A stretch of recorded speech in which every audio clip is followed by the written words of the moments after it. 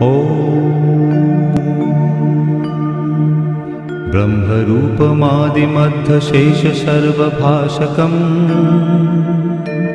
भावषट्कहीनरूपनित्यसत्तमध्ययम् वङ्मनौति गोचरं च नेति नेति भावितम्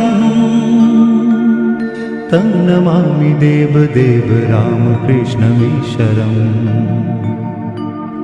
आदितेयविहरं शूरारिदैत्यनाशकम् साधुशिष्टकामदं महिषुभारहारकम्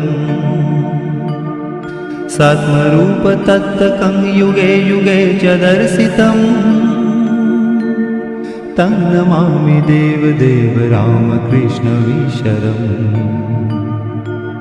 सर्वभूतशर्